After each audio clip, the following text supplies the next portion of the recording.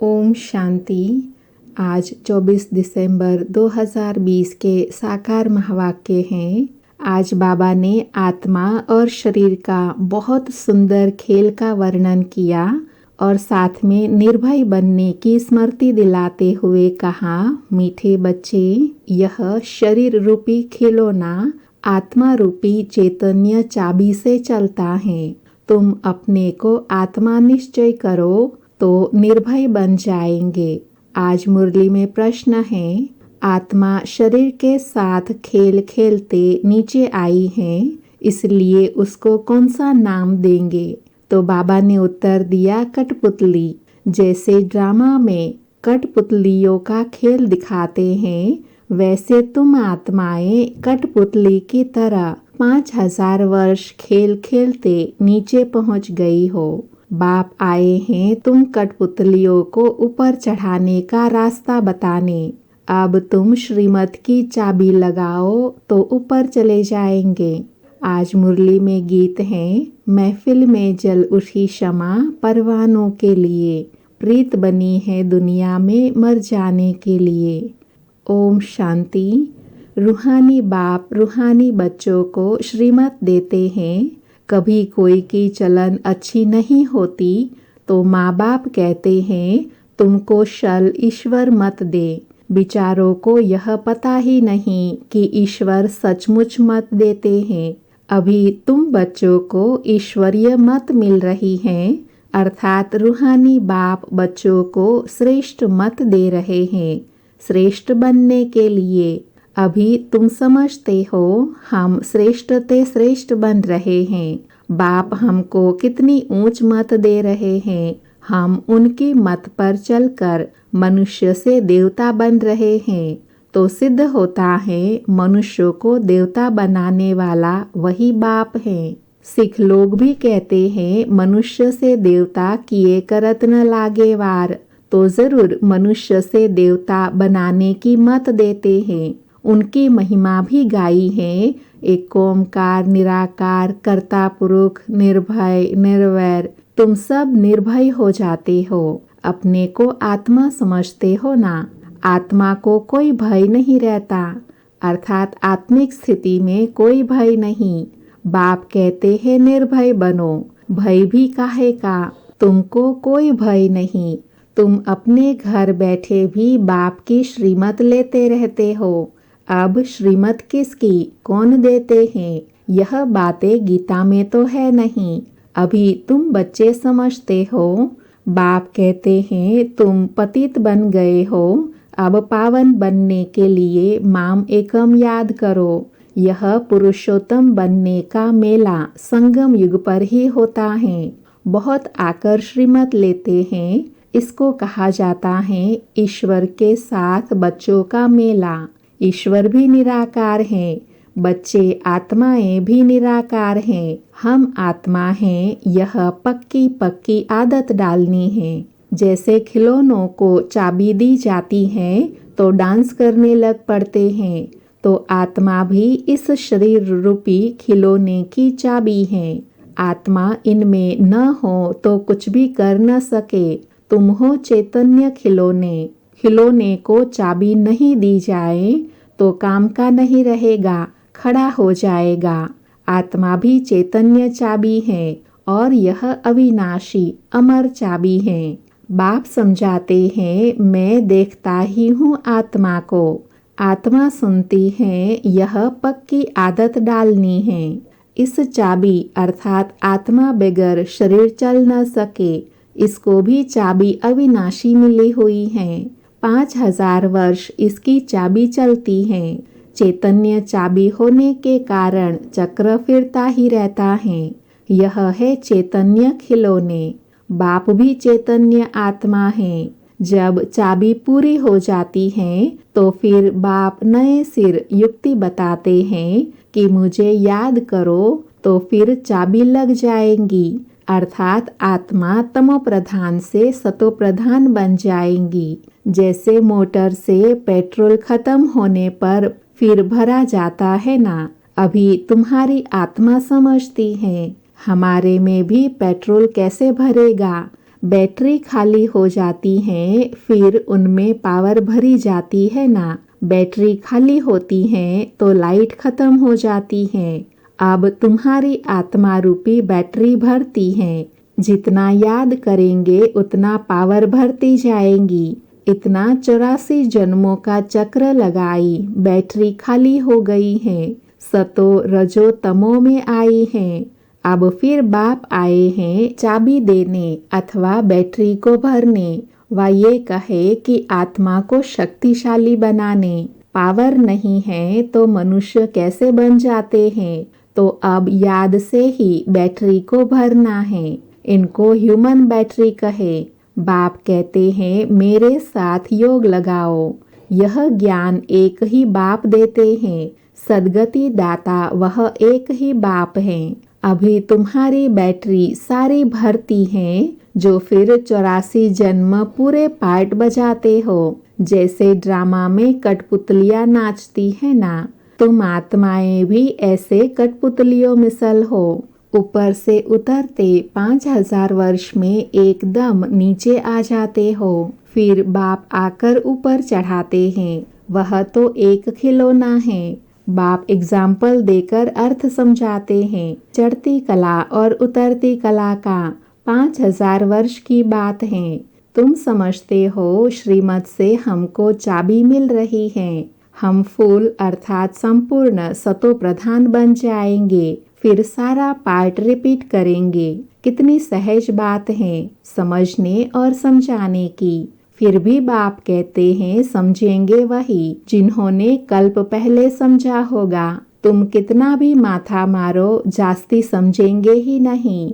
बाप समझ तो सबको एक जैसी ही देते हैं। कहाँ भी बैठो बाप को याद करो। भल सामने ब्राह्मणी न हो तो भी तुम याद में बैठ सकते हो। मालूम है बाप की याद से ही हमारे विक्रम विनाश होंगे, तो उस याद में बैठ जाना है।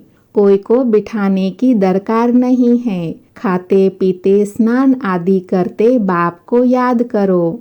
थोड़ा टाइम दूसरा कोई सामने बैठ जाते हैं। ऐसे नहीं कि वह मदद करते हैं तुमको, नहीं। हर एक को अपने को ही मदद करनी है। ईश्वर शिव बाबा ने तो मत दी है कि ऐसे ऐसे करो तो तुम्हारी देवी बुद्धि बन जाएंगी। यह टेम्पटेशन दी जाती है। श्रीमत तो सबको देते रहते हैं। इतना जरूर है किसी की बुद्धि ठंडी किसी की तेज है। पावन के साथ योग नहीं लगता तो बैटरी चार्ज नहीं होती। बाप की श्रीमत नहीं मानते, योग लगाते ही नहीं। तुम अभी फील करते हो हमारी बैटरी भरती जाती है। तमो प्रधान से सतो प्रधान तो जरूर बनना है। इस समय तुमको परमात्मा की श्रीमत मिल रही है।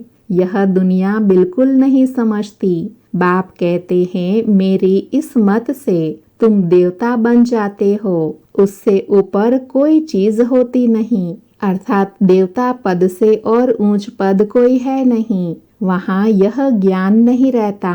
यह भी ड्रामा बना हुआ है। तुमको पुरुषोत्तम बनाने के लिए बाप संगम पर ही आते हैं, जिनका फिर यादगार भक्ति मार्ग में मनाते हैं। दशहरा भी मनाते हैं ना। जब बाप आते हैं तो दशहरा हो जाता है। 5000 वर्ष बाद हर बात रिपीट होती है। तुम बच्चों को ही यह ईश्वरीय मत अर्थात श्रीमत मिलती है, जिससे तुम श्रेष्ठ बनते हो। तुम्हारी आत्मा सतो प्रधान थी, वही उतरते उतरते तमो प्रधान भ्रष्ट बन जाती है। फिर बाप बैठ ज्ञान और योग सिखलाकर सतो प्रधान श्रेष्ठ बनाते हैं। बतलाते हैं तुम सीढ़ी नीचे कैसे उतरते हो। ड्रामा चलता रहता है। इस ड्रामा के आदि मध्य अंत को कोई भी नहीं जानते। बाप ने समझाया है। अब तुमको स्मृति आई है ना। हर एक के जन्म की कहानी तो सुना नहीं सकेंगे, लिखी नहीं जाती जो पढ़कर सुनाई जाए। यह बाप बैठ समझाते हैं। अभी तुम सो ब्राह्मण बने हो, फिर सो देवता बनना है। बाप ने समझाया है ब्राह्मण देवता क्षत्रिय तीनों धर्म मैं स्थापन करता हूँ। अभी तुम्हारी बुद्धि में है हम बाप द्वारा ब्राह्मण वंशी बनते हैं, फिर सूर्यवंशी चंद्रवंशी बनेंगे। जो नापास होते हैं वह चंद्रवंशी बन जाते हैं। किसमें नापास? योग में। ज्ञान तो बहुत सहज समझाया जाता है। कैसे तुम 84 का चक्र लगाते हो। मनुष्य तो 84 लाख कह देते तो कितना दूर चले गए हैं। अभी तुमको मिलती है ईश्वरीय मत। ईश्वर तो आते ही है एक बार, तो उनकी मत भी एक बार ही मिलेंगी। एक देवी देवता धर्म था, जरूर उन्हों को ईश्वरीय मत मिली थी। उनके आगे तो हुआ संगम युग। बाप आकर दुनिया को बदलाते हैं, अर्थात परिवर्तन करते हैं। तुम अब बदल रहे हो। इस समय तुमको बाप बदलाते हैं। तुम कहेंगे कल्प कल्प हम बदलते आए हैं, बदलते ही रहेंगे।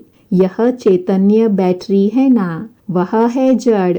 बच्चों को मालूम हुआ है 5000 वर्ष बाद बाप आए हैं। श्रेष्ठ ते श्रेष्ठ मत भी देते हैं। ऊंच ते ऊंच भगवान की ऊंच मत मिलती है, जिससे तुम ऊंच पद पाते हो। तुम्हारे पास जब कोई आते हैं तो बोलो तुम ईश्वर की संतान हो ना। ईश्वर शिव बाबा है। शिव जयंती भी मनाते हैं। वह है भी सद्गति दाता। उनको अपना शरीर तो है नहीं, तो किसके द्वारा मत देते हैं।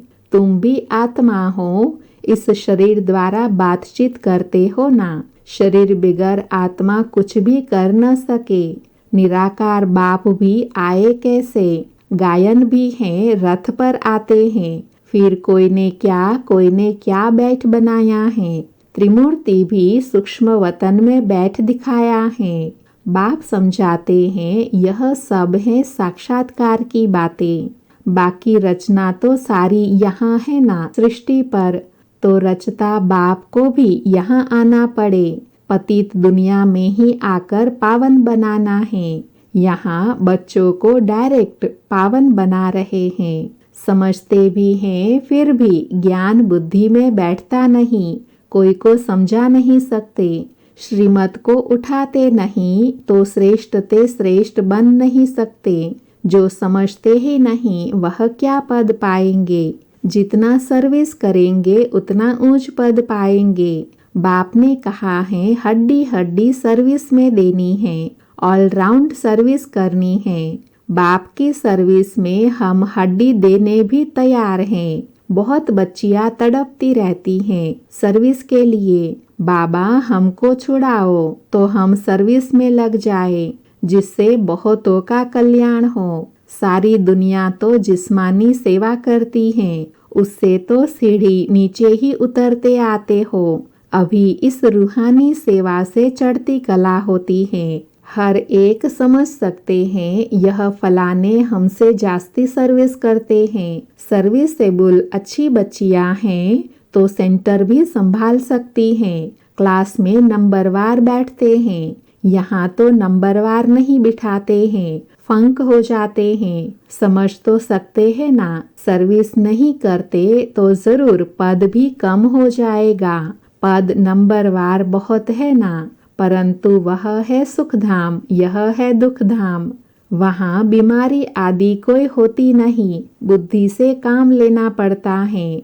समझना चाहिए हम तो बहुत कम पद पालेंगे, क्योंकि सर्विस तो करते नहीं हैं। सर्विस से ही पद मिलता है। अपनी जांच करनी चाहिए। हर एक अपनी अवस्था को जानते हैं। मम्मा बाबा भी सर्विस करते आए हैं। अच्छे अच्छे बच्चे भी हैं, भल नौकरी में हैं। उनको कहा जाता है हाफ पे पर भी छुट्टी लेकर जाई सर्विस करो, हर्जा नहीं। जो बाबा के दिल पर सो ताउसी तखत पर बैठते हैं। ताउसी अर्थात ऊंच तखत पर बैठते हैं, नंबरवार पुरुषार्थ अनुसार। ऐसे ही विजय माला में आ जाते हैं। अर्पण भी होते हैं, सर्विस भी करते हैं। कोई तो भल अर्पण होते हैं, सर्विस नहीं करते, तो पद कम हो जाएगा ना। यह राजधानी स्थापन होती है श्रीमत से। ऐसा कभी सुना? अथवा पढ़ाई से राजाई स्थापन होती है, यह कभी सुना, कभी देखा? हाँ, दान पुण्य करने से राजा के घर में जन्म ले सकते हैं, बाकी पढ़ाई से राजाई पद पाए ऐसे तो कभी सुना नहीं होगा, किसी को पता भी नहीं। बाप समझाते हैं, तुमने ही पूरे 84 जन्म लिए हैं, तुमको अब ऊपर जाना है बहुत इजी। तुम कल्प कल्प समझते हो, नंबरवार पुरुषार्थ अनुसार। बाप याद प्यार भी नंबरवार पुरुषार्थ अनुसार देते हैं। बहुत याद प्यार उनको देंगे जो सर्विस में हैं। तो अपनी जांच करनी है कि मैं दिल पर चढ़ा हुआ हूँ, माला का दाना बन सकता हूँ। अनपढ़ जरूर पढ़े हुए के आगे भरे ढोएंगे। बाप तो समझाते हैं, बच्चे पुरुषार्थ करो, परंतु ड्रामा में पार्ट नहीं है तो फिर कितना भी माथा मारो चढ़ते ही नहीं। कोई न कोई ग्रहचारी लग जाती हैं। देह अभिमान से ही फिर और विकार आते हैं। मुख्य बड़ी बीमारी देह अभिमान की है।